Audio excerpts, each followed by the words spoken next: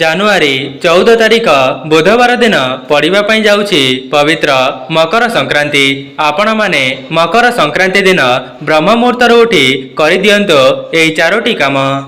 ଆଜ୍ଞା ହଁ ଦର୍ଶକ ବନ୍ଧୁ, ଆପଣମାନେ କେବଳ ମକର ସଂକ୍ରାନ୍ତିର ବ୍ରହ୍ମ ମୁହୂର୍ତ୍ତରୁ ଉଠି 4ଟି କାମ କରିନେବା ଦ୍ୱାରା ଆପଣଙ୍କର ଯାହା ବି କିଛି ଅଧା ଅଧୁରା ମନସ୍କାମନା ରହିଅଛି କିମ୍ବା ଆପଣଙ୍କୁ ଧନଜନିତ ସମସ୍ୟାର ସାମ୍ନା କରିବା ପାଇଁ ପଡ଼ୁଛି, ନଚେତ୍ ଋଣ କରଜରେ ବୁଡ଼ି ଯାଇଛନ୍ତି, ତେବେ ସମସ୍ତ ସମସ୍ୟାରୁ ତୁରନ୍ତ ହିଁ ମୁକ୍ତି ମିଳିଯିବ। ତା ସହିତ ଆପଣଙ୍କ ଘରେ ମା ଲକ୍ଷ୍ମୀ ଏବଂ ନାରାୟଣଙ୍କର ସ୍ଥିର ବାସ ହେବ।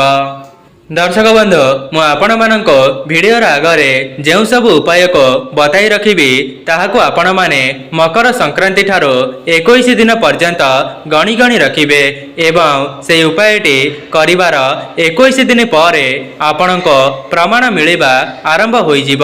ତା ସହିତ ଆପଣମାନେ ଯେଉଁ ବି କାର୍ଯ୍ୟରେ ହାତ ଦେବେ ସେଥିରୁ ଆପଣଙ୍କୁ ଶୁଭାଶୁଭ ଫଳ ଦେଖିବା ପାଇଁ ମିଳିବ।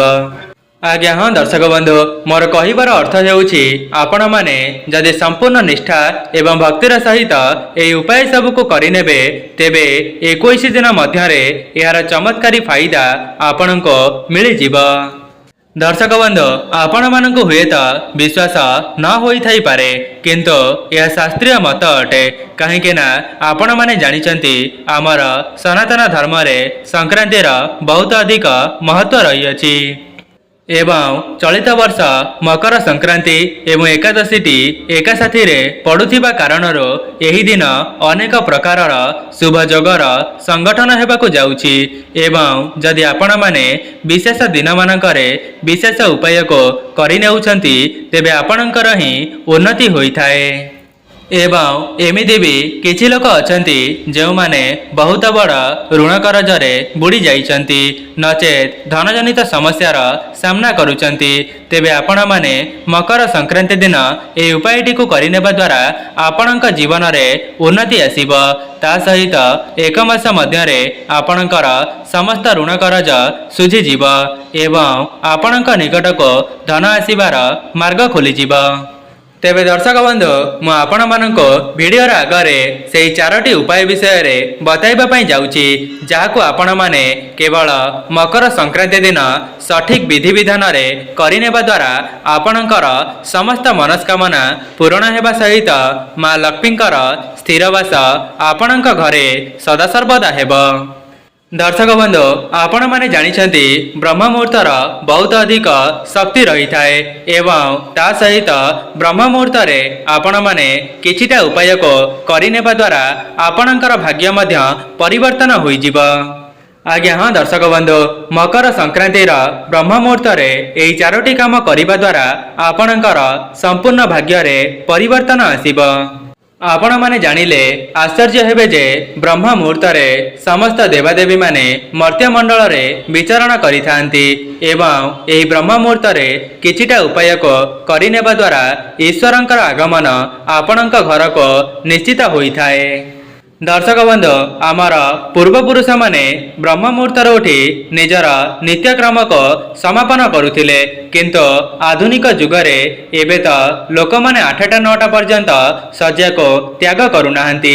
ତେବେ ଆପଣମାନେ ହିଁ ବିଚାର କରନ୍ତୁ ଆମ ଭାଗ୍ୟର ଉନ୍ନତି କିଭଳି ଭାବରେ ହେବ। ସେଥିପାଇଁ ଯଦି ଆପଣମାନେ ପ୍ରଥମେ ନିଜର ଦିନଚର୍ଯ୍ୟାଟିକୁ ଭଲରେ ରଖିବେ ତେବେ ଆପଣଙ୍କର ଭାଗ୍ୟ ମଧ୍ୟ ଖୁବ୍ ଶୀଘ୍ର ପରିବର୍ତ୍ତନ ହୋଇଯିବ।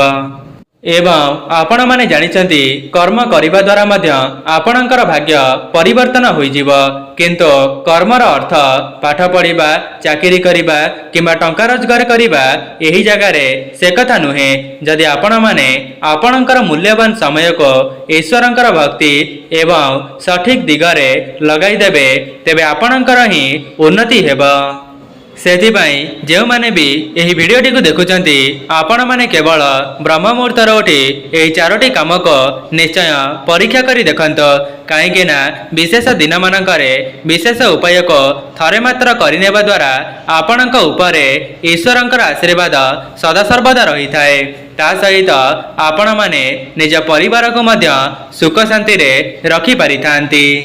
दर्शक बंधु प्रथमे रही ब्रह्म मुहूर्त आपण मैंने उठा द्वारा ईश्वरंकर आशीर्वाद आपण उपरे सदासर्वदा रही थाए कहीं ब्रह्म मुहूर्त ही ईश्वरंकर आगमन मर्त्यमंडल होता है एवं आपण मैंने ब्रह्म मुहूर्तर सज्जाटी को त्याग करने द्वारा ईश्वर आपण उपरे प्रसन्न होता जहाद्वारा आपण मैंने देखिथिबे जो व्यक्ति माने ब्रह्म मुहूर्तर उठी थांती सेमानंकर दिनचर्याटी भलरे रहिबा सहित सेमाने निजे सुख शांति रे मध्य रही पारि थांती। दर्शक बंधु जो मैंने भी यही वीडियोटी को देखुंट जदि आपणकर निद भी ब्रह्म मुहूर्तर खोली जाए तेबे आपण माने कौन अनुभव करती कमेंट बॉक्स रे अवश्य लिखिबे कहीं जो व्यक्ति ब्रह्म मुहूर्त उठी थाए केवल से ही जानी थाए तार दिनचर्याटी केते भलरे कटि थाए कहीं जो व्यक्ति माने डेरी पर्यंत शोई थांती से माने केबे हेले भी ब्रह्म मुहूर्तर चमत्कारी शक्ति को जानी पारिबे नाही किंतु आपण माने जो माने भी यही वीडियोटी को देखुचंती मकर संक्रांतिर ब्रह्म मुहूर्तर उठी यही चारोटी काम को निश्चय परीक्षा करी देखंतो जहाद्वारा आपणक आगामी जीवन मंगलमय हेबो। दर्शक बंधु वीडियोटी को आरंभ करने पूर्वर मुझे गोटे कथा कही रखुची आपण मैंने यह उपायटी को करने संपूर्ण वीडियोटी को भल भाव देखते कहीं एमती किसी लोक अच्छा जो मैंने उपायटी को जानापी वीडियोटी को स्किप करि थांती जहाद्वारा से माने संपूर्ण विषयटी को बुझी पारती नहीं एवं पर कही थांती मोर उपायटी करने द्वारा कौन लाभ मिलला नहीं सेथिपाई मु आपण मानकु कहि रखुची जदि आपण माने अधा अधूरा ज्ञान नेबे तेबे आपणकर ही क्षति होई पारे सेथिपाई जो माने भी एही वीडियोटी को देखुचंती संपूर्ण शेष पर्यंत देखंतो एवं वीडियो रे कुआ जाउतिबा संपूर्ण उपाय को संपूर्ण भाबरे एवं वीडियो रे कुआ जाउतिबा संपूर्ण उपाय को सठिक विधि विधान रे करिकि देखंतो आपणकर ही मंगल हेबो।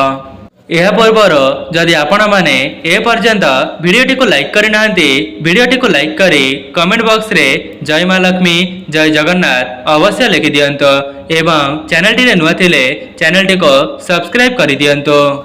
जदि आपण माने पवित्र मकर संक्रांतिर ब्रह्म मुहूर्तर उठी यही उपायटी को करि देउछंती तेबे आपण माने जहाँ भी इच्छा करिथिबे ईश्वर ताहाको खूब शीघ्र पूर्ण करिदेबे एवं आपणकर चाकरी क्षेत्र रे मध्य उन्नति आसीबो ता सहित आपणक निकट को धन आसीबार मध्य मार्ग खोलिजिबो। तेबे आसंतो आमे जानी रखिबा जे मकर संक्रांतिर ब्रह्म मुहूर्तर उठी एमिति केउ चारोटी कार्य को करिनेबा द्वारा आपणक भाग्य रे उन्नति आसीबो।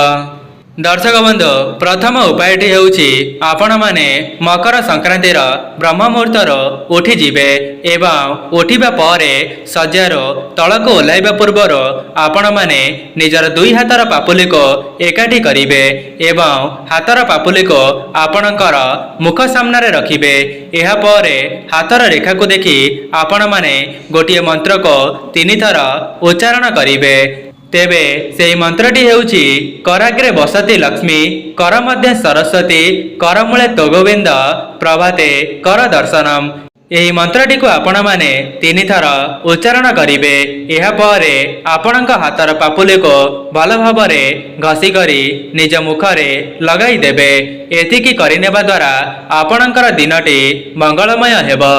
जदि आपण माने एही मंत्रटी को कहि पारु नाहंती तेबे एहा परिवर्ते आपण माने ब्रह्म मुहूर्त रे सूर्य नारायण को स्मरण करिवे एवं तांको प्रार्थना करिवे जे हे सूर्यदेव मोर एही दिनटी को भलरे अतिबाहित करंतो एवं मो परिवार उपरे आपणक कृपा दृष्टि को बजाय रखंतो। दर्शक बंधु प्रथम उपायटी हेउची जेमिति कि मु आपण मानक वीडियो रा आगरे बताई रखिली जे जो व्यक्ति प्रत्येक दिन एही मंत्रटी को उच्चारण करि थाए तेबे 21 दिन मध्य रे सेही व्यक्ति को ता भाग्य रे उन्नति देखिबा पई मिली थाए।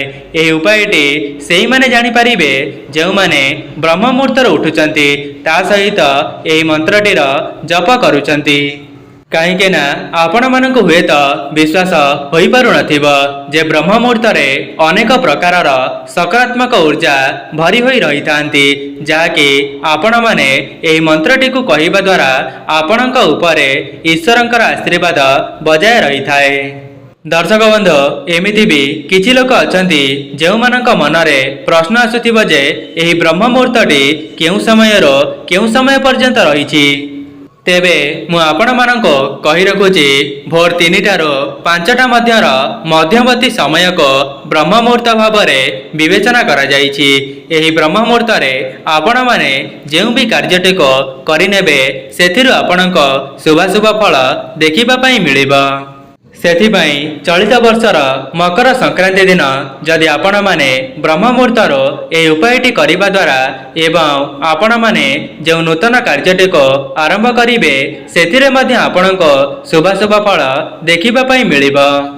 तेबे आपण माने जानिबा को पाइले प्रथम उपायटी जेमिति कि मु आपण माननको कहि रखिली हस्तरेखा को देखिबे एवं आपणक पापुली को देखि सेही मंत्रटी को उच्चारण करिवे।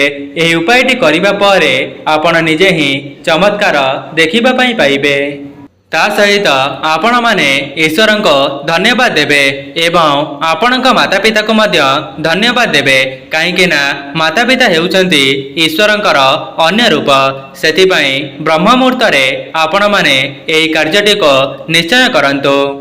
दर्शक बंधु एबे जानिबा द्वितीय उपायटी हेउची आपण माने जेतेबेले भूमि उपरे पाद रखुचंती तापरे कोन करिवे कहीं एमिति किछि लोक अछंती जेउ माने संगे संगे ही उठिबा परे भूमि उपरे पाद को रखी देइथांती।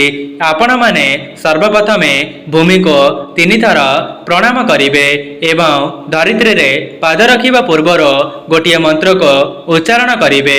एपरि करिबा द्वारा आपणक उपरे ईश्वरंकर आशीर्वाद बजाय रहिबो। तेबे आपण माने भूमि उपरे पाद रखिबा पूर्वर ओम नमो भगवते वासुदेवाय एही मंत्रटी को 7 थर उच्चारण करिवे। एपरि करि सारिबा परे आपण माने भूमि उपरे पाद को रखिवे। एपरि करिबा द्वारा स्वयं नारायण आपणक उपरे प्रसन्न होई जिवे। जदि आपण माने एही मंत्रटी को उच्चारण करि पारु नाहंती तेबे केवल धरित्री माता को 3 थर प्रणाम करिदेबे। एपरि करिनेबा द्वारा आपणकर ही उन्नति हेबो। एबे आसंतु जानिबा तृतीय उपाय विषय रे। तृतीय उपायटी हेउची आपण माने पवित्र मकर संक्रांति दिन निजर पितृपुरुषों को स्मरण करंतो। एपरि करिबा द्वारा आपणक उपरे पितृपुरुषों आशीर्वाद मध्य सदा सर्वदा रहिबो। कहीं जो मानक उपरे पितृपुरुषंकर आशीर्वाद रही न थाए से व्यक्ति ता जीवन में केबे हेले भी आग को बढ़ी पारे नाही। कहीं जो मानक उपरे पितृदोष लगी थाए से मानक जीवन नरकरे परिणत हो जाई थाए। पितृपुरुषों स्मरण करिवार गोटिए मंत्र मध्य मु आपण मानक कहि रखुची। सेही मंत्रटी को आपण माने 11 थर जप करिवे एवं सेही मंत्रटी हेउची ओम पितृ पुरुषाय नमः। एही मंत्रटी को आपण माने 11 थर जप करिवे। एपरि जप करिबा द्वारा जेउ मानक उपरे पितृदोष लागि रही थाए सेमानकर पितृदोष मध्य खंडन होई जिवो। आज्ञा हाँ दर्शक बंधु जदि आपण माने केवल ओम पितृ पुरुषाय नमः यही मंत्रटी को कहि दउचंती तेबे आपणक पितृपुरुष माने मध्य आपणक उपरे सदा सर्वदा प्रसन्न रही थांती। आपण माने जेउ भी कार्य रे हाथ देबे सेथिरु आपणक शुभाशुभ फल देखिबा पई मिलिबो। कहीं जदि पूर्वर आपण माने कौनसी कार्य रे हाथ देले सेथिरु आपणक असफलतार सामना करिबा पई पडुथिला तेबे एहा को करिनेबा परे सुख समाचार आपणक देखिबा पई मिलिबो।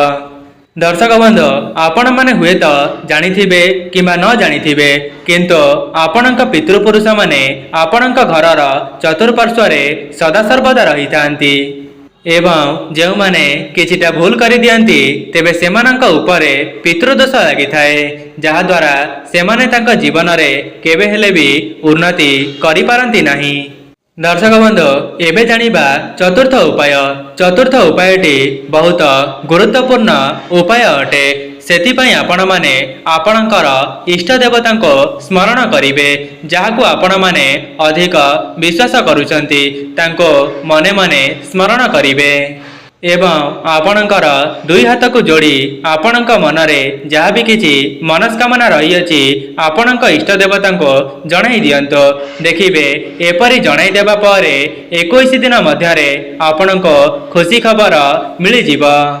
ଯଦି ଆପଣମାନେ ଚାକିରି କ୍ଷେତ୍ରରେ ପ୍ରୟାସ କରୁଥିଲେ ତେବେ ଆପଣଙ୍କ ମନ ମୁତାବକ ଚାକିରିଟିଏ ପ୍ରାପ୍ତ ହୋଇଯିବ।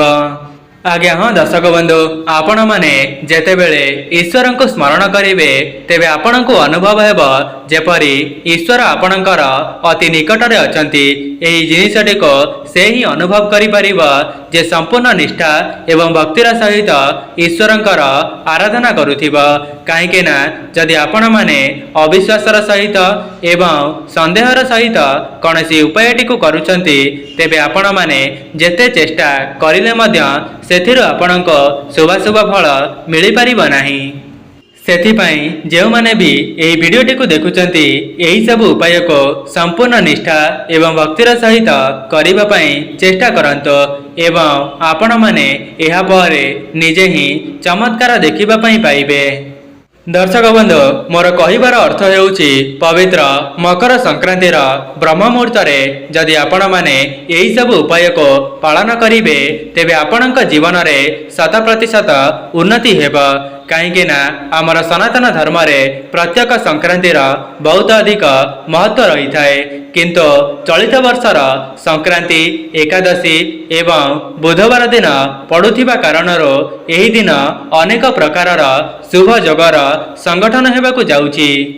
ତେବେ ଦର୍ଶକ ବନ୍ଧୁ, ଏହା ଥିଲା ସେହି 4ଟି ଉପାୟ ଯାହାକୁ ଆପଣମାନେ ମକର ସଂକ୍ରାନ୍ତିର ବ୍ରହ୍ମ ମୁହୂର୍ତ୍ତରୁ ଉଠି କରିନେବା ଦ୍ୱାରା କେବଳ 21 ଦିନ ମଧ୍ୟରେ ଚମତ୍କାର ଦେଖିବା ପାଇଁ ପାଇବେ। ଯଦି ଆପଣମାନଙ୍କୁ ଭିଡ଼ିଓଟି ଭଲ ଲାଗିଥାଏ ଭିଡ଼ିଓଟିକୁ ଲାଇକ୍ କରି କମେଣ୍ଟ ବକ୍ସରେ ଜୟ ମା ଲକ୍ଷ୍ମୀ ଜୟ ଜଗନ୍ନାଥ ଅବଶ୍ୟ ଲେଖିଦିଅନ୍ତୁ ଏବଂ ଚ୍ୟାନେଲଟିରେ ନୂଆ ଥିଲେ ଚ୍ୟାନେଲଟିକୁ ସବସ୍କ୍ରାଇବ୍ କରିଦିଅନ୍ତୁ। ଆଜି ପାଇଁ ରହୁଛି, ନମସ୍କାର।